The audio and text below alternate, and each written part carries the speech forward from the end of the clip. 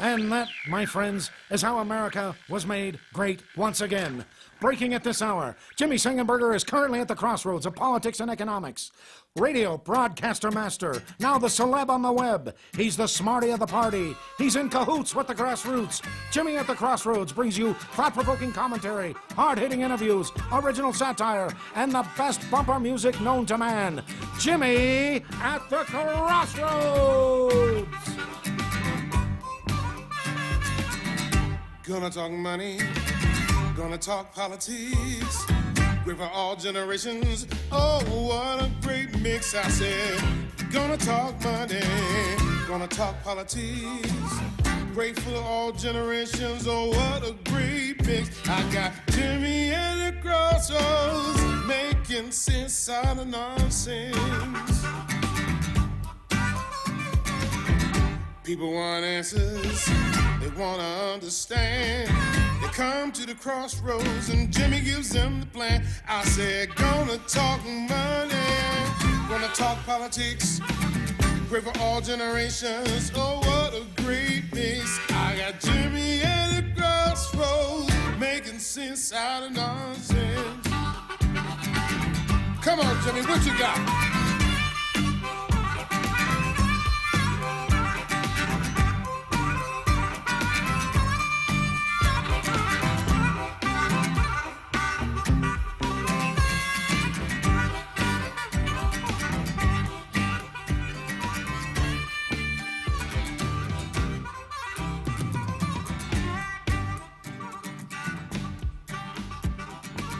Hello, my friends, and welcome to another edition of Jimmy at the Crossroads. I'm Jimmy Sengenberger, your host for the program, coming to you once again in partnership with the Washington Examiner. And as always, it is such a pleasure and a privilege to bring you engaging, intelligent talk, saying style, here again. Thanks so much for joining us, being a part of the program. If you want to join into the festivities, feel free to tweet at me at Sang Center, Sang with an E, not an A, Center on Twitter. You can also email me via my websites, jimmysengenberger.com. Remember, no A, no I, no U in Sengenberger. It's all E's all the time. And once you know that, Sengenberger is easy. And also, you can email me via jimmyatthecrossroads.com, and some exciting stuff I'm hoping to be unveiling about the website tomorrow. So keep watch for that. Also, please be sure to subscribe to the YouTube channel if you have not done so already. Subscribe now. YouTube.com/JimmyAtTheCrossroads, like the Facebook page, Jimmy Sengenberger, media personality as well. And be sure to follow, like, subscribe, all those good things to our friends at the Washington Examiner on Twitter, Facebook, YouTube, and, of course, at WashingtonExaminer.com. Today is Washington Examiner Wednesday, because it's Wednesday, June 10th. Mike Brest, reporter at the Examiner, will rejoin us about a few different stories he has done this week about the Black Lives Matter protest, media coverage thereof, and related issues. Looking forward to those conversations, to that conversation later with Mike Brest. We will also be joined in a third segment by syndicated columnist Ruben Navarrette to get his take on a few topics, including defunding the police, media coverage of these protests, and also the 2020 race. We'll see what we can fit in with Ruben Navarrette today. But first, there's a lot of discussion going on right now about what to do in order to address some of the cultural and societal issues that we're facing right now, vis-a-vis race, policing, crime, and interrelated issues like those. What do we do? Well, Kamala Harris yesterday, the senator from California, who of course was running for president of the United States, she was on ABC this week. This was on Good Morning America yesterday with George Stephanopoulos. Kamala Harris was there, and she had this to say about what she believes needs to be done in order to help address these issues. George, we all witnessed the tragic murder of George Floyd. The people protesting in the streets are protesting what has been a long-standing issue in America that needs to be addressed. And it can be done in a way that does not require us to create fear in people. The reality of it all is this. There needs to be accountability and consequence for anyone who breaks the law and breaks the rules. And so what we're talking about in our package of bills is doing just that. And separately, we really do have to get to a point where we agree that the status quo way of thinking about achieving safety is really wrong when it assumes that the best way to achieve more safety is to put more police on the streets. It's just wrong. You know how you create more safety? You fund public schools, and it wouldn't be the case that in America today 2/3 of our public school teachers come out of their own pocket to help pay for school supplies. The way you create more safety is people have access to health care and it's affordable. The way you create more safety is the jobs in the community and economic opportunities and access to capital. And you can look at any middle or upper middle class suburb in America. You don't see police presence there, but what you do see there are good schools. So does that People mean have jobs. They have incomes that help them get through the end of the month. So does that mean you support proposals like what we've seen in Los Angeles, Mayor Eric Garcetti saying, take some of the money from policing, about $150 million, invest it in health initiatives, training initiatives for youth? I support investing in communities so that they become more healthy and therefore more safe. Right now, what we're seeing in America is many cities spend over 1/3 of their entire city budget on policing. But meanwhile, we've been defunding public schools for years in America. We've got to re-examine what we're doing with American taxpayer dollars and ask the question, are we getting the right return on our investment? Are we actually creating healthy and safe communities? And that's a legitimate conversation, and it requires a really critical evaluation. I applaud Eric Garcetti for doing what he's done. So does it mean, bottom line, we need fewer police on the streets of America right now? It means that we need to invest in communities, George. It means that we need to invest in educating our children when, if you look at it over a course of time, we have defunded public schools in America. So there's a lot there, including two main points. One, we need to invest in our communities. And what does that mean? We need government to spend more money on chosen programs, as though spending more money on chosen programs is going to improve those programs, improve the things that those government activities are supposed to improve. So, for example, if you have different community-based initiatives that are centered on certain groups or improving certain aspects of society and they're government run, you just throw more money at it and that's going to solve the problem. By the way, we had Dr. Walter E. Williams on the show several weeks ago, and he pointed out how all the government spending on different social programs and welfare programs and what have you has not done much at all to help minority communities out. In fact, it's hurt them more than it has helped them with these government initiatives. That's point one on the idea of investing in our communities. Whenever you hear a politician say, we need to invest in our communities, invest in this program or that program, that just means spending more taxpayer dollars because they think that those taxpayer dollars will be best spent in the way they would like to spend it. Now let's go to her question or her point about defunding schools. She says we've been defunding public schools in this country for years. That's fundamentally false. There's not even a bit of veracity to that. There is truth, as we'll get to in a moment, to the idea that teachers are underpaid. But the idea that we've been defunding public schools is nonsense. Let's put up pick two. The Manhattan Institute last year did a study entitled Issue 2020, Public School Spending is at an all-time high. And they note among their key findings, number one, thanks to decades of increases, America spends more per student than any other major developed nation. Per pupil expenditures in this country have nearly tripled over the past half century, from $4,720 in 1966 to $13,847 in 2016 in 2018 dollars for both of those. So it's been adjusted for inflation. America spends more per pupil than any other major developed nation, 10% more than in the United Kingdom and 28% more than in France. In the OECD, only Norway, Switzerland, and Luxembourg spend more per student than here in the United States. And then let's put up pic 2, also from the Manhattan Institute report.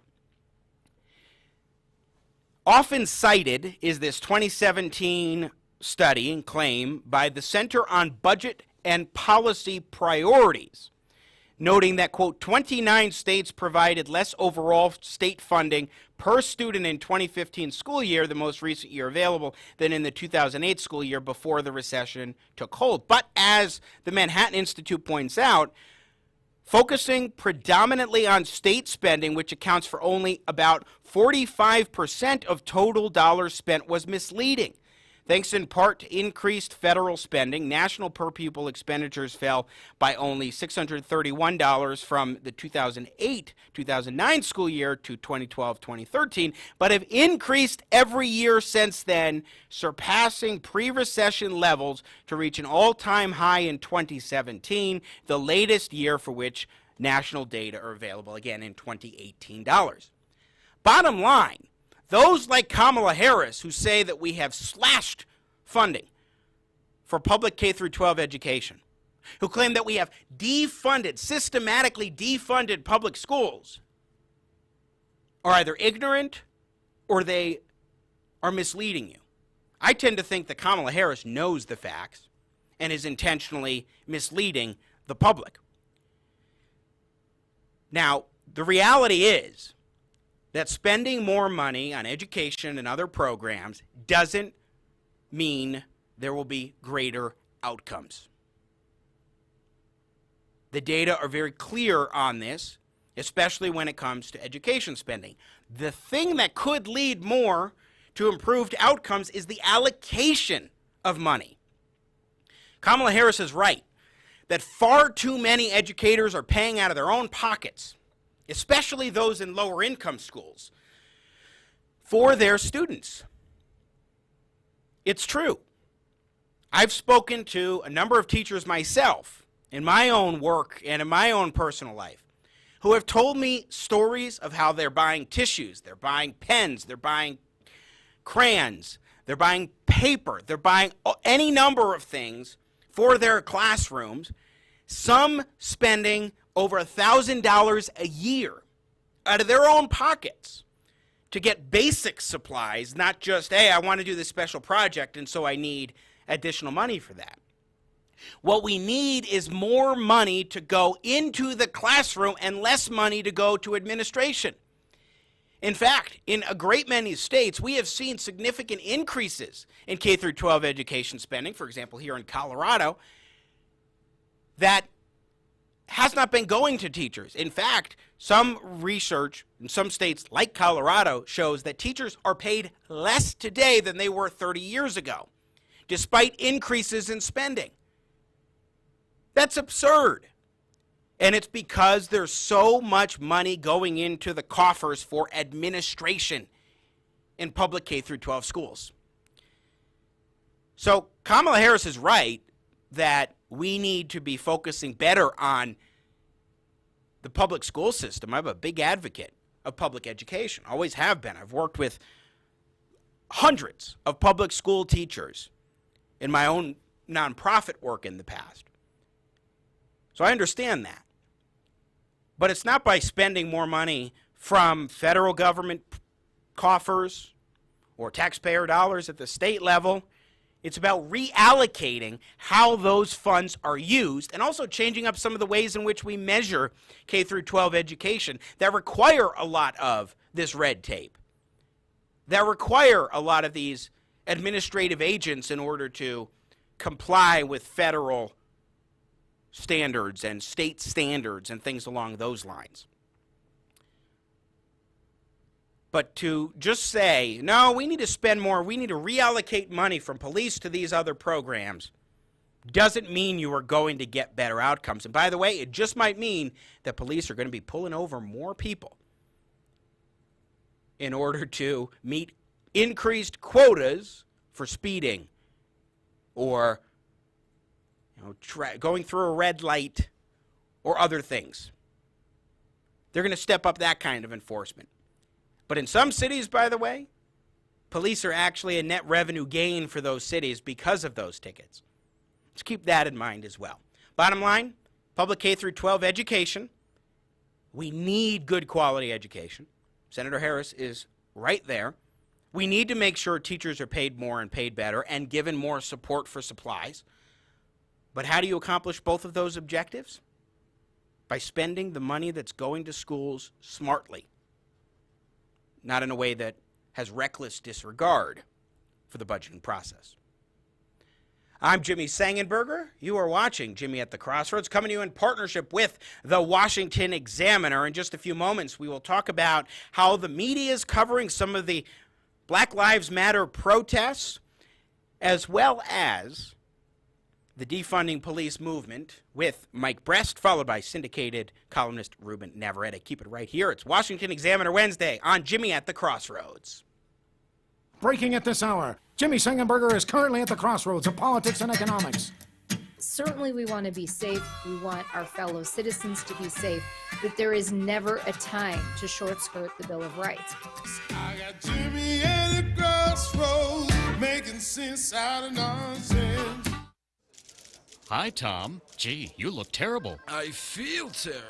Achy, fevery, nauseous. Ooh, that's too bad. You know, you ought to... Chills, stuffiness, bloating. Yeah, you know... Scratchy, gassy, drippy. I know! Say, Tom, you should try Wear-a-Flu. Wear-a-Flu?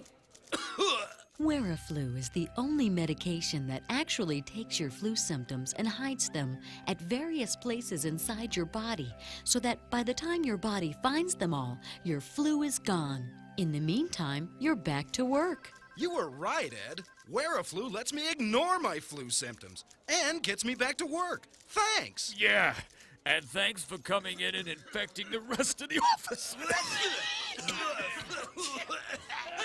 Come out wherever you are with Wear-a-Flu. Take as directed. And now, the further future adventures of Starship Winkler. Thanks for coming to this medical convention with me, Captain. You're a true friend. You promised there'd be green women. Well, I'd like you to meet some of my colleagues. This is Dr. Scholes, podiatrist. How do you do? And this is Dr. Pepper. Gesundheit. Oh, and here comes Dr. Phil. He's a psychiatrist. Well, every pancake has two sides. And You're right, Doc. He is boring. I'm right here. And this is Dr. Spock, child psychologist. Goodgy. And of course, this is Dr. Octopus. Oh, hello. How do you do? How do you do? How do you do? Hi, give me five. Pleased to meet you. Give me five. How do you do? You do. So, Doc Ock, what's your field? I am a proctologist. Oh, I wish I hadn't shaken all 8 hands. Well, did the captain bring enough hand sanitizer? Tune in next time when we hear... And this is Dr. Quinn, medicine woman. Finally, a woman. Hey, how are ya? Hey, how are ya? Hey, how are ya? Ugh. On Starship Winkler.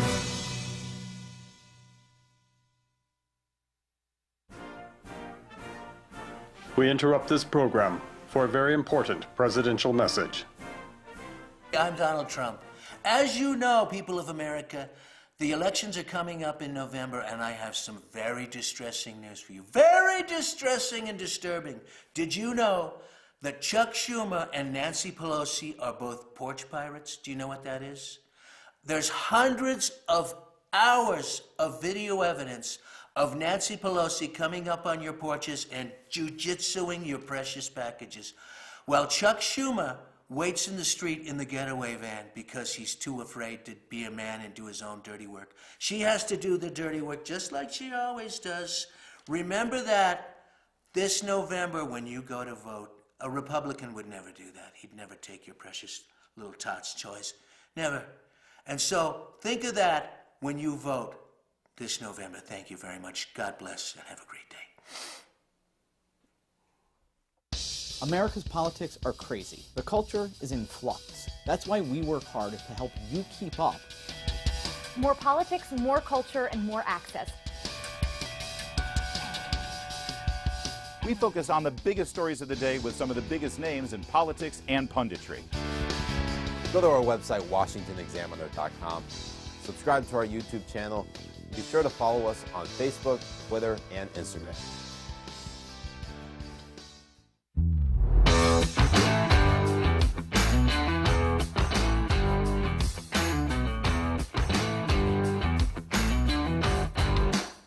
And folks, let's get you back to the host of Jimmy at the Crossroads, Jimmy Sengenberger.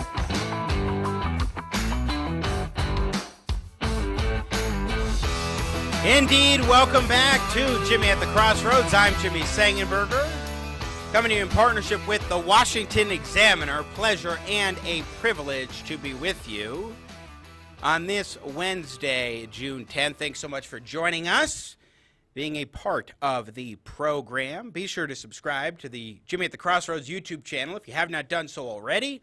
YouTube.com/Jimmy at the Crossroads. So today is, as I mentioned, Wednesday, June 10th, meaning it is time for Washington Examiner Wednesday here on Jimmy at the Crossroads. And today I want to particularly examine two topics. One, how the media is covering a couple of different aspects of the Black Lives Matter protests and how they're handling it in newsrooms or in opinion rooms. For example, when we're talking about those who've been fired from editorial positions, as well as the growing movement, at least it seems, to defund the police. Let's dive into these topics with Mike Brest, breaking news reporter at the Washington Examiner, who rejoins us here on Jimmy at the Crossroads. Hey, Mike, how are you?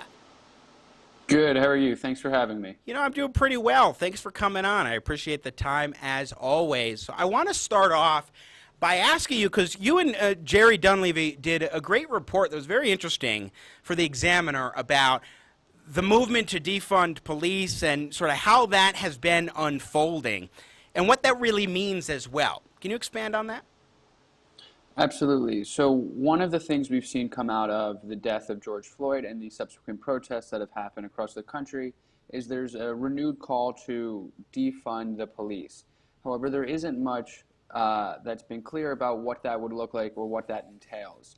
And that we've seen sort of two divergent paths. One which is more prominent, which a number of members of Congress have even supported, which is a reallocation of funding. And so a lot of people would argue that the police are overfunded, and so by taking some of that funding and applying it to other areas, people could be better served in the community. The other avenue, which from what I have seen is less common, is people who are actually calling for police forces to be abolished in general. And so I think that is more of the minority from the protesters that I spoke to. And as we've seen, a number of members of Congress on the Democratic side have supported the idea of looking into police funding and whether or not they should be given additional funding, the same amount of funding, or it should be reduced.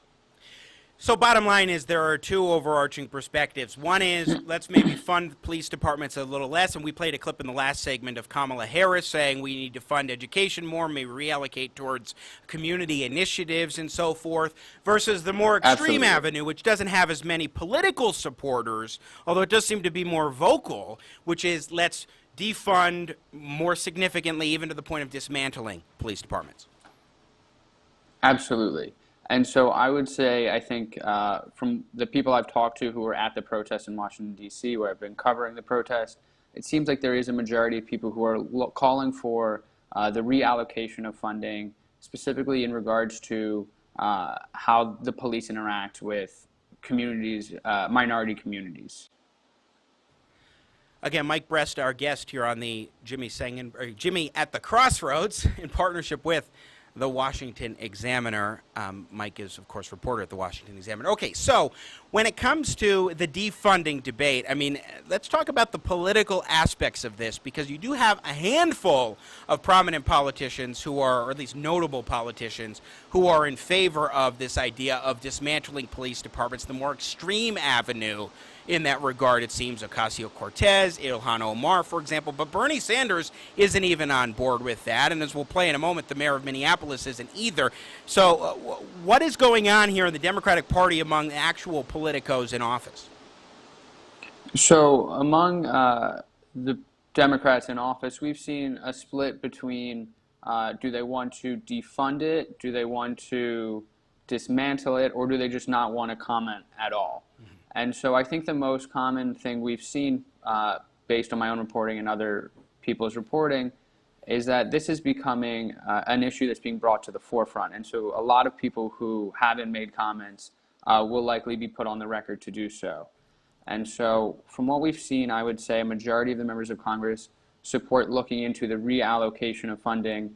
We saw Kamala Harris make comments along those lines.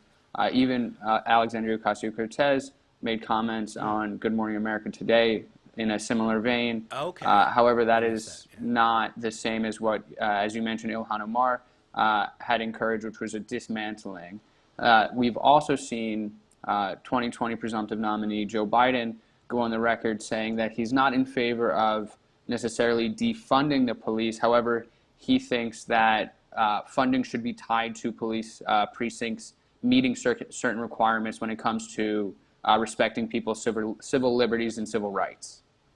Yeah, going to politicians who are not on board with this idea, while many activists are, Jacob Frey, a few days ago, the mayor of Minneapolis, went before a crowd of protesters and had this to say when answering the questions and giving his own thoughts on Black Lives Matter and on the need to address systemic racism in police departments and what have you. But when he got finally to the idea of defunding police, the reaction wasn't too positive. Take a listen. You have to take responsibility here. I've been coming to grips with my own brokenness in this situation, my own failures, my own shortcomings, and I know there needs to be deep-seated structural reform in terms of how the department operates. The systemically racist system needs to be revamped. The police union needs to be put in its place. We need to make sure that everything from the union contract to the way that the arbitration functions to the way that our officers and the culture in the department behaves, it all becomes Jacob. All right, get the go home. Go home, Jacob, go home. Go home, Jacob, go home. Go home, Jacob, go home. Mike Brest, he does not support the full abolition of the police department. And they didn't take it too well among the activists. These Democrats are under tremendous pressure, aren't they? I would say they are under pressure, but ultimately it comes down to following what your constituents believe. Mm-hmm. And you think that in terms of Minneapolis, even though 9 out of the 12 would like to, on the city council, would like to see it seems the disbanding of the police department, that Minneapolis may not be, most residents may not be on board with that?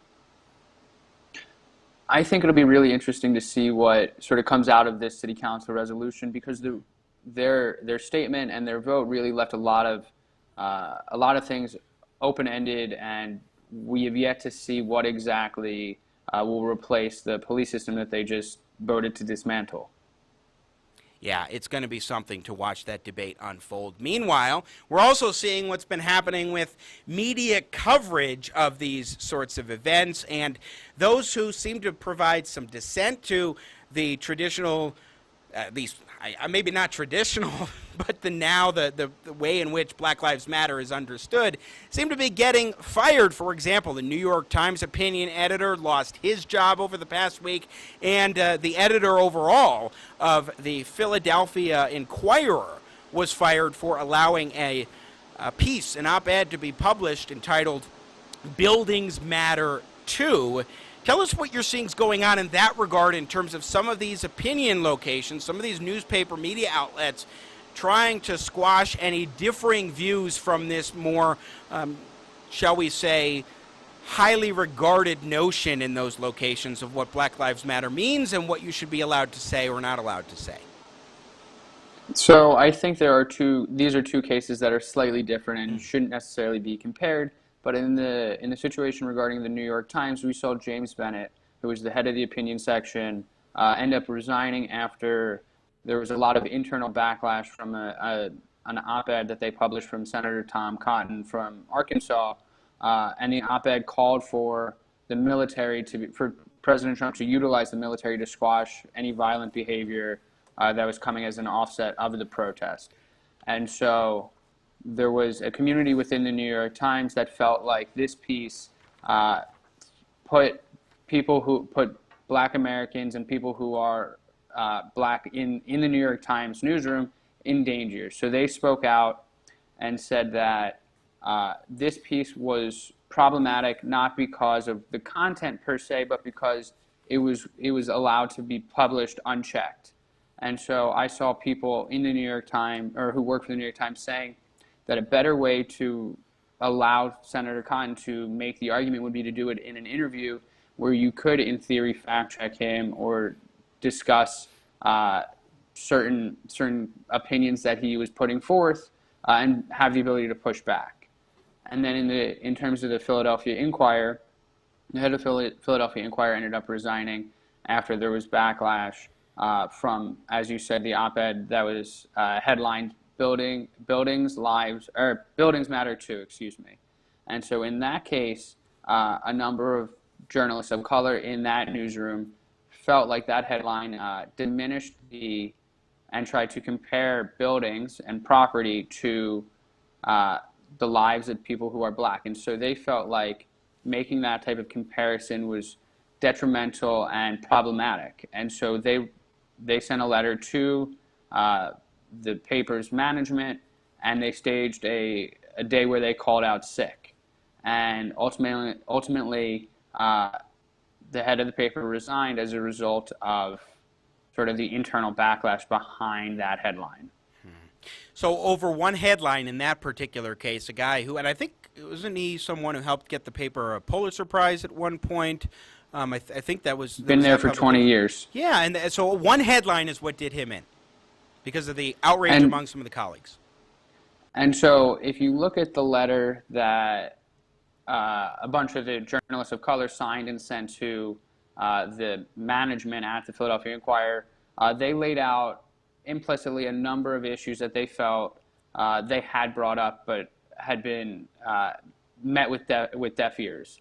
And so they felt like this wasn't just one problematic headline. They felt like this was a pattern that wasn't being taken seriously, and this was just sort of the straw that broke the camel's back. Interesting. Mike Brest with the Washington Examiner. One thing going to the New York Times aspect of this, the idea of, well, you should have interviewed Tom Cotton in a news article. In the New York Times, my understanding is the newsroom and the opinion shop are two separate entities that operate independent of one another. And I find it a little interesting to think that one could say, well, instead of the opinion section doing an op-ed by a U.S. senator, a sitting U.S. senator, Tom Cotton of Arkansas, that there should be a news interview. How would that function? Like, is that something that you could reasonably make the case you should do that? I don't see how, when they operate independently, that could functionally happen. So I speak with any credibility toward how the New York Times operates because I don't work there. However, from my own experiences, the editorial process and the opinion process are different. Yeah. So it would require someone who obtained the op-ed or who requested the op-ed from the senator say, you know what, actually we think this would be better suited in an interview or done in an editorial way as opposed to a column. Okay, it's interesting, just the thought that came to mind. Mike Brest, again, breaking news reporter at the Washington Examiner. Okay, now on the other hand, we've had this interesting drama that has been borne out by One America News.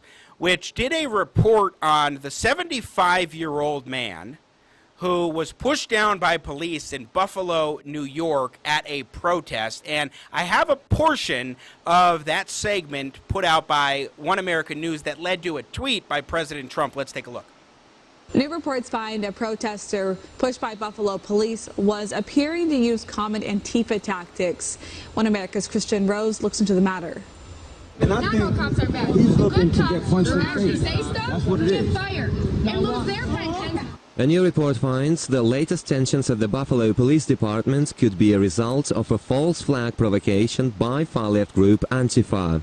According to the conservative Treehouse Saturday, 75-year-old protester Martin Gugino, shoved by the Buffalo police at last week's protest, is a well-known activist bragging on social media about far-left views. His detention last Thursday sparked outrage amid ongoing national unrest, resulting in resignations of dozens of Buffalo police officers.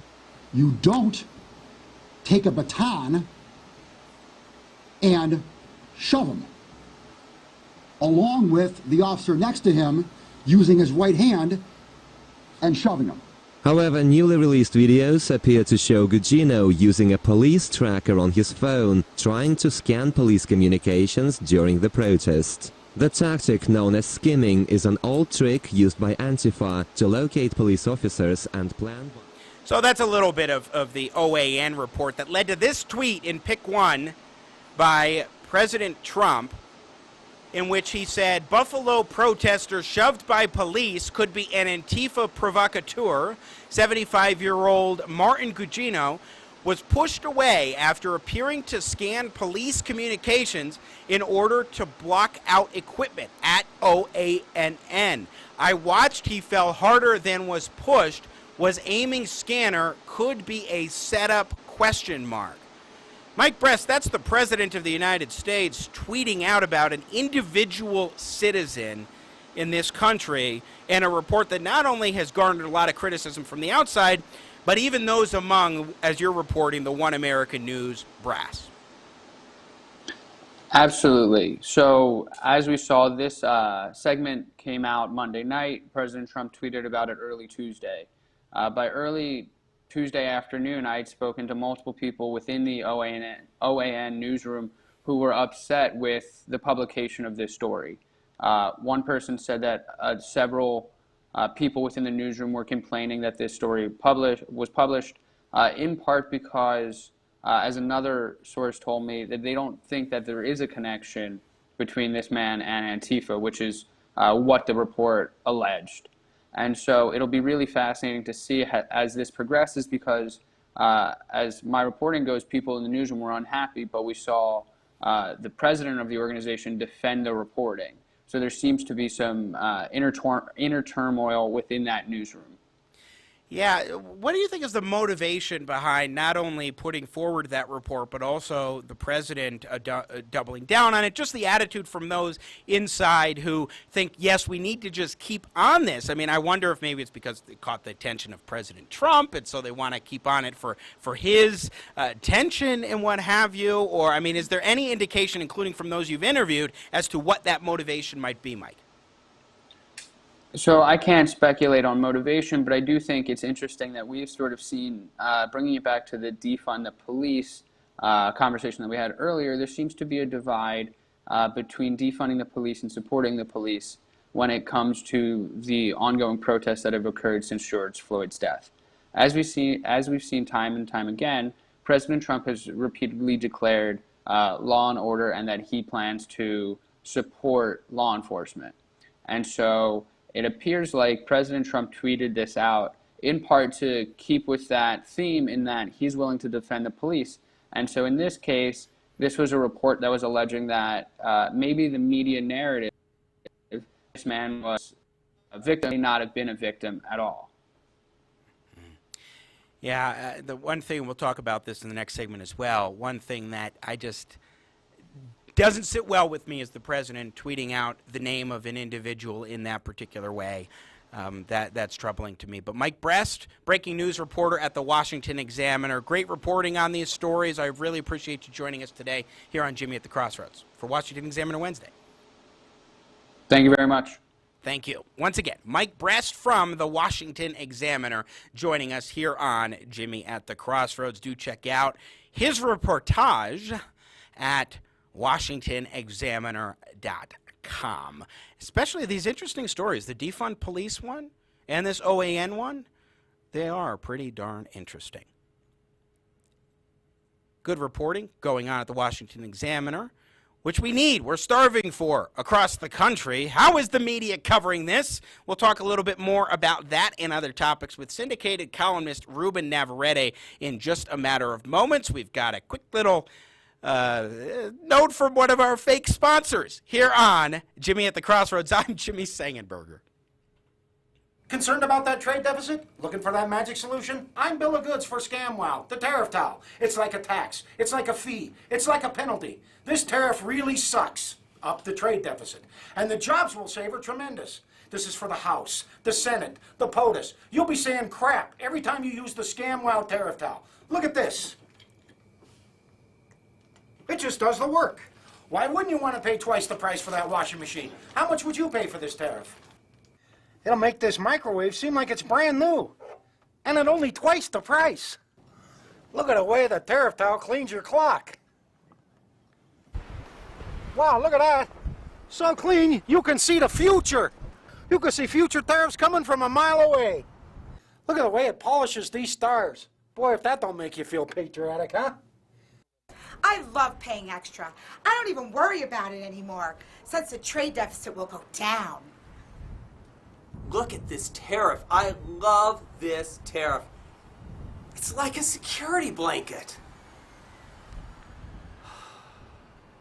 All I can say is, scam, wow! ScamWow compels other nations to use their own tariff towels on our stuff, making our goods more expensive overseas. Whoopee. The micro tariff is for everything, for lumber, for steel, even solar panels. It'll melt that trade deficit down. I don't know. It sells itself, America. The ScamWow sells for 25%. But if you call in the next 20 minutes, because we can't do this all term, we'll give you the second tariff absolutely free. That's 4 tariffs for 25%. And it comes with a 5-year warranty. Here's how to order. Call 1-800-RIP-YOU-OFF. ScamWow is not available in capitalism and is made in Washington. Beware of ScamWow grift. 1-800-RIP-YOU-OFF. Call now.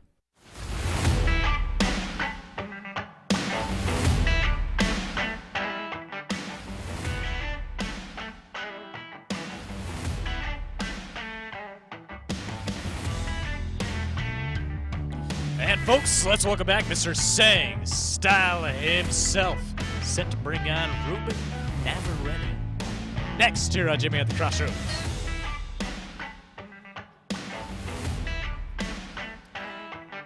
Yes, indeed. Jimmy Sengenberger back with you. Jimmy at the Crossroads coming in partnership with the Washington Examiner. Great to be with you today. Thanks for joining us, being a part of the program. Be sure to subscribe to the YouTube channel, youtube.com/Jimmy at the Crossroads, if you have not done so already. So in a moment, we're going to speak with syndicated columnist Ruben Navarrette about the way in which the media is covering Black Lives Matter protests, the effort to defund police, and also a little bit about how this might impact 2020. But first, justice, friends, superheroes have to look their best. Do you remember a superhero who wasn't well-groomed? I do. It was Chubby Thor. Odin's son was not representing, and nobody was scruffy man enough to point it out. Don't do that to your superhero dad. With great grooming comes great responsibility. After Dad leaves his fortress of solitude, the bathroom, he wants to come out of his dad cave, having transformed from Shaggy Man to Scruffy Man. Scruffyman.com is your source for Dad's grooming power. Groomers assemble the beard grooming kit for men. It's got everything you need for daily grooming. The state-of-the-art MK2 razor is made from the same aluminum as the UH-60 Black Hawk helicopter. You'll think Stark himself designed it for your Iron Man. Make sure your superhero dad is Scruffy Man. He'll look better faster than a speeding razor, able to cut through jungles of hair in a single swipe. So log on to scruffyman.com today.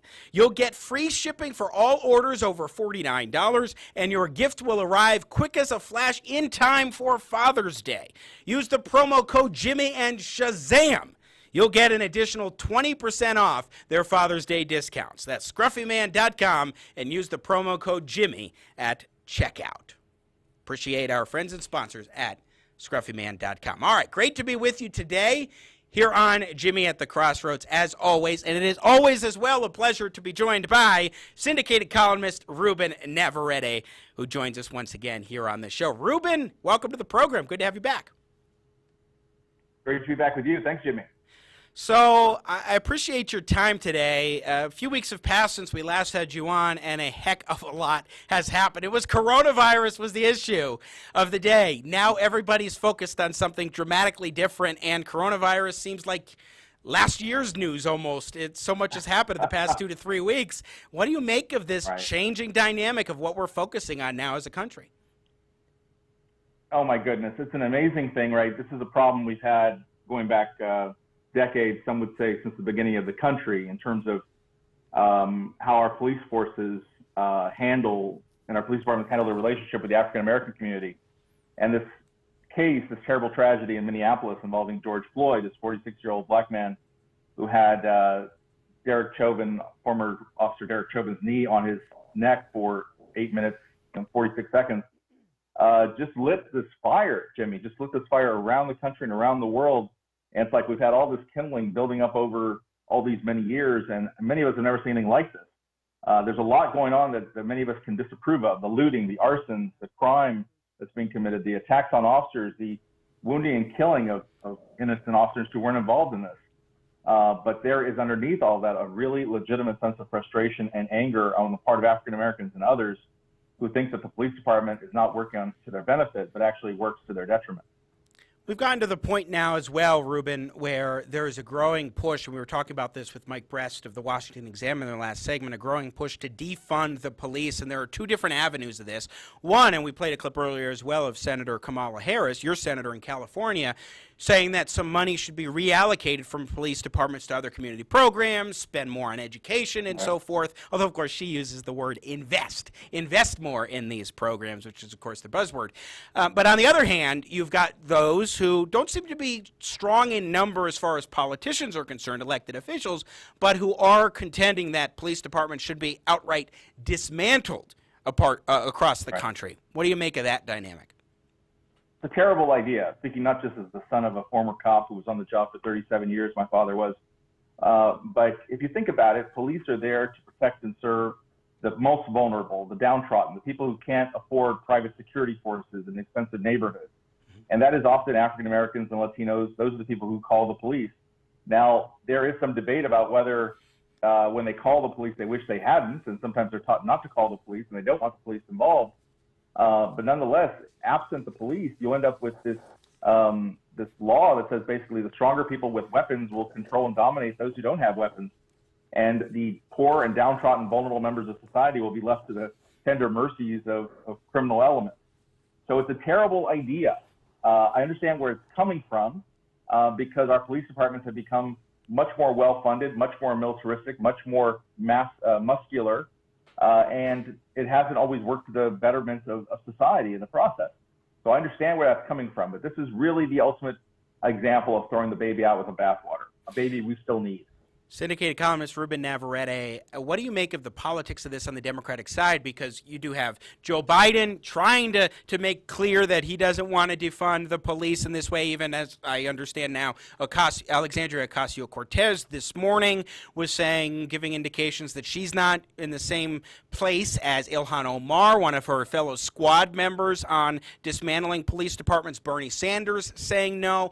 But at the same time, they do want some significant reforms that particular advocates for the police say may go too far. It's a long story. You know, I'm 53 years old now, and it's as old as I am. If you go back to the 1960s, the 1968 convention, there you had a Democratic city in Chicago, the police department under a Democratic-controlled mayor, a Democratic mayor, and you created this attack on protesters there. What happened over the next 50 years was a pendulum swing back and forth with Democrats, where at different times the Democratic Party has vacillated between cracking down on people through things like the 1994 crime bill to mass incarcerate, bring in more people into prison and jails to get the cities under control, to now all of a sudden they've been reborn as something altogether different. So the Democratic Party has shown itself to be very malleable, very willing to give voters whatever voters want at any decade they want it. But I don't think that's the answer, and I don't think they're the answer, because they are so incredibly confused here, Jimmy. Let's not lose sight of something. People like Kamala Harris, who in a previous life was the Attorney General of California before she was the senator from here, they helped create the same problem they're now trying to fix. It was Democrats in the 90s who dropped the hammer on crime and created this sense of militaristic police departments, mass incarceration, despair in sentencing, all the like. And so they've got to make up their mind. If you follow the Democratic Party after the last 50 years or so, you're likely to be confused because they're a little bit of everybody. They give everybody a little bit of something, and they keep changing the script depending on what's called for at that given moment. Well, and we just saw Joe Biden on the screen. Biden was responsible for that early 90s crime bill. Yeah. Yeah. He's the architect of the 1994 crime bill, and he went around the country calling it the Biden bill. He basically has bragged about the fact that every piece of anti-crime legislation in the last 30 years has his name on it. And the reason is Joe Biden sees himself as protecting white people from black people. Let me be blunt. The same criticism that gets directed at police departments, that they're there to protect white people from black people. That's what Joe Biden's always been about. This is Lunch Bucket Joe. This is why Barack Obama chose Joe Biden as his running mate in 2008. I mean, you got to pay attention. You got to read the whole story here. Joe Biden, growing up in Scranton, Connecticut, and working in Washington, D.C., has always been there to protect white people from black people, and he put it into law in 1994. And now he wants you to forget all that. He dons a mask, and he goes to George Floyd's funeral, and he pretends that he's not trying to fix a problem that he himself, along with people like Bill Clinton, helped create. And I do find it very interesting that there are some Democrats who would like to see police departments defunded to the point of even being dismantled, and also don't favor individuals being able to legally carry a firearm, which means then you would have everybody just at the mercy of these particular criminals. So it's just so fascinating to see how this is playing out. But what's also interesting, let's put up let's just do it as B-roll, Nathan Matoush, but cut 6. This is the Democrats a couple of days ago where they were kneeling, some of the Democratic leaders kneeling in a moment of silence for George Floyd and for the protests in solidarity with Black Lives Matter. But one of the criticisms that they've been getting has been much more that this was more than just a show of solidarity, especially because they were down on their knees for about 8 minutes, that this is more and more them trying to, the idea is sort of genuflecting or bowing before, getting on your knees before the radicals in the movement, because even a lot of Black Lives Matter leaders are saying Black Lives Matter means defund the police. Right. They're not willing to go all the way. It's so much easier to wear a cloth and put on a show. Where is the media that just a couple of weeks ago, was criticizing President Trump for a, quote, photo op in front of St. John's Church holding a Bible? This was the ultimate photo op and stunt by Democrats. There ought to be one rule for everybody and criticize all parties equally when they do the same sort of stunt. And it's unfortunate. I don't think they want to go all the way. I know they don't want to go all the way down this line. And I think that African-American activists are right to call out stunts like this and say that's not going to be good enough. We're not gullible. We're not going to fall for it. We want more. And where were these same Democrats all these various times over the years where you have other police-involved shootings and crimes? They didn't say anything. You didn't see this kind of outpouring after Ferguson. You didn't see. So I think African-Americans have a right to be really skeptical, and people want real police reform, have a right to be skeptical that the folks you just saw on the screen there are in fact the solution. They look more like the problem. Again, we're talking with syndicated columnist Ruben Navarrette. Let's talk about the media and how the media is handling this. I want to read a passage from an op-ed by Oliver Darcy for CNN business, CNN.com, Black Lives Matter movement reshapes the media landscape. And he begins by saying this: the media industry is at another inflection point. In the way the Me Too movement reshaped newsrooms, sparked debate, and purged bad actors from positions of authority, the Black Lives Matter movement is bringing about a similar upheaval by putting questions about race and reporting on the center stage. And then he goes on to talk about several incidents, including ones like the New York Times editor, opinion editor who was fired over the past week, the Philadelphia Inquirer editor who was fired over the past week, particularly in both instances because of articles that they had published amidst all of the Black Lives Matter protests and what have you, different circumstances, of course. We talked about it in the last segment, breaking them down. But what I want to bring up here is I find this to be a very odd comparison, the idea of Me Too movement, where what they've been doing with the Me Too movement, at least in the way that it's been intended in the media landscape, is to push out people who have been accused of engaging in sexual harassment, sexual assault, those kinds of things, who've actually been accused of participating in acts of violence, usually against women, or harassment and words and whatnot, versus this, where it's opinions that are being presented in the public debate. I don't see a comparison between the two. Yeah. So here's the comparison. It's not so much about the opinion. It's an internal strife, an internal revolt between personalities, between individuals and people.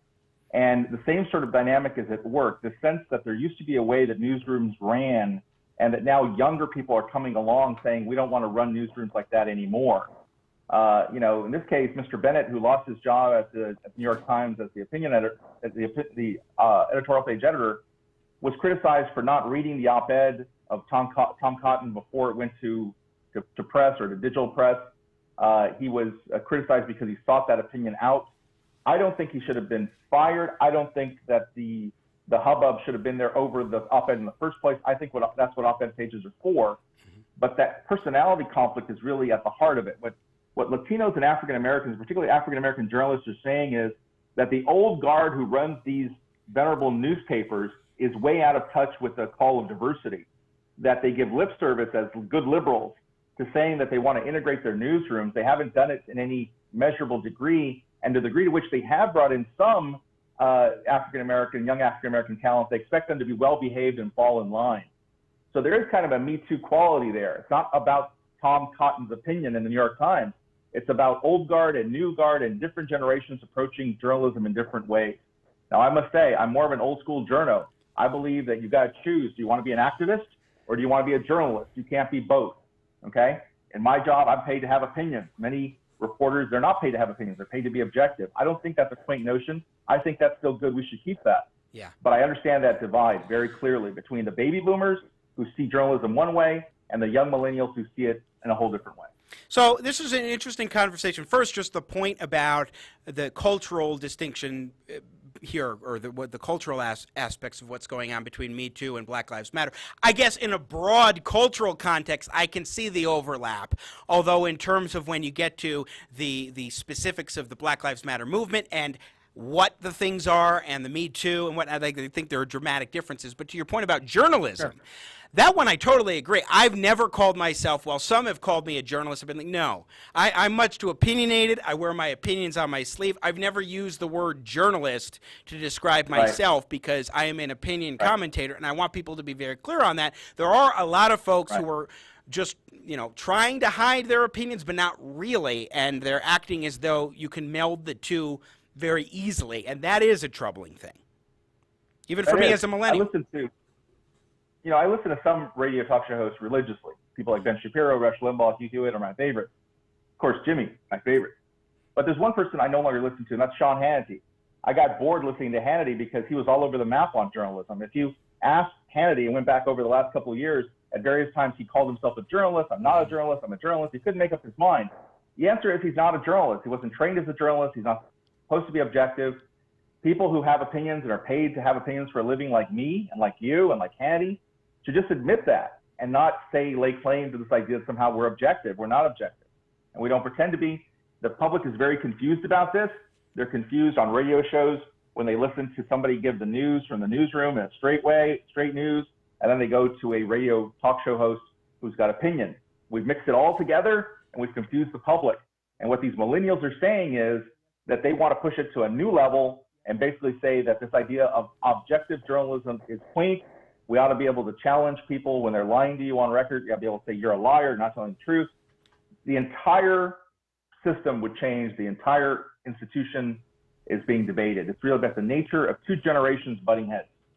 Yeah, I think that's such an interesting observation, especially having been now over 30 years in media, Ruben Navarrette, coming from you. And I agree with that sentiment, even though I haven't been in media, quite as long. But one thing I do want to note is that there are some journalists. Quite as long. Yeah, that's right. Maybe a third. If you count my time in Regis Radio and whatnot, about a third of the time actually, as of this year, I've been doing AM radio for a decade this coming September. So just about a third of the time that you've been in media. But I do want to highlight just one example, and we can put up a little bit as B-roll on the screen. Margaret Brennan over at CBS, who hosts Face the Nation, she did an interview with Bill Barr on Sunday. I think she's one example of some more dying breed of journalists who actually do a very fair job and a good job. Like, every time I watch an interview, whether she's with a Democrat or a Republican, she's someone that I look at and I say, she's doing a good job. She's asking tough questions. She's being very clear to be fair in that way while still getting to the heart of the matter. I agree. There are a few of them out there. It's a very difficult line to walk. You've got to be able to challenge the person in the hot seat without being combative.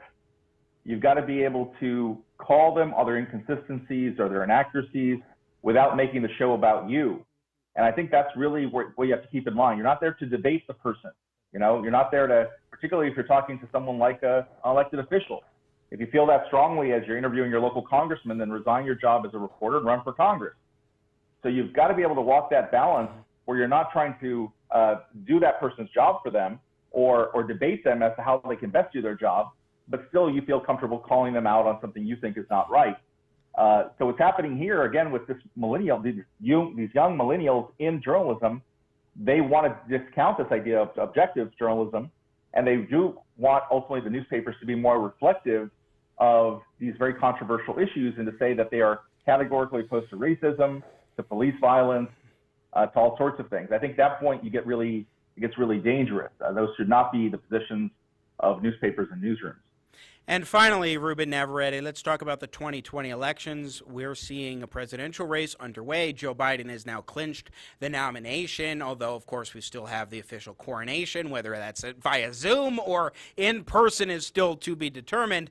But the polling data is showing improvements for Biden, especially as President Trump just can't get out of his own way, it seems, in terms of his tweets. He started controlling himself in terms of the press conferences, but not so much on the tweets. And I think that's the number one thing that's been hurting him of late. But how do you assess the 2020 implications of the past few weeks now that we're past coronavirus being the top headline every day?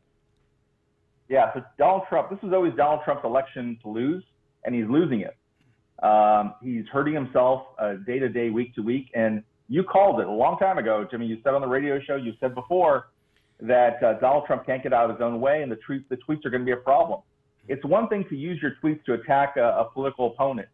But when you say that an older man in Buffalo, an 80-year-old man in Buffalo, may be part of some sort of plot to embarrass police in a setup because it looks like he wasn't really hurt when police officers knocked him down, and this is after the county prosecutors already brought charges against the police officers, okay, then you've gone off the rails. And President Trump, when he does things like that, does hurt himself. It also hurts him because nothing, Jimmy, shows incompetence like a lack of control. And whether you're Lyndon Johnson in the 1960s, whether you're Richard Nixon in the early 70s, whether you're George H.W. Bush in the early 90s, once a group of people, an electorate decides that you've lost control, you're not competent anymore, you can't keep order, then you're out. And that's really what's hurt the president more than anything else. The sense that we're enveloped by disorder and by chaos.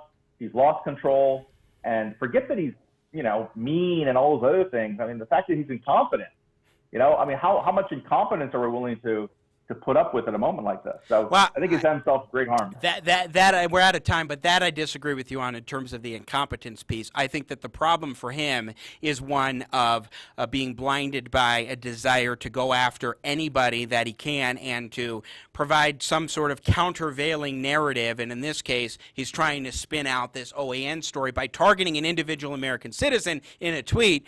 And I cannot condone that in any way, shape, or form. The idea of taking any American, an everyday American, accused of, in this OAN report, of trying to do something with the police, and then who falls back, and we said the video, what happened to his head.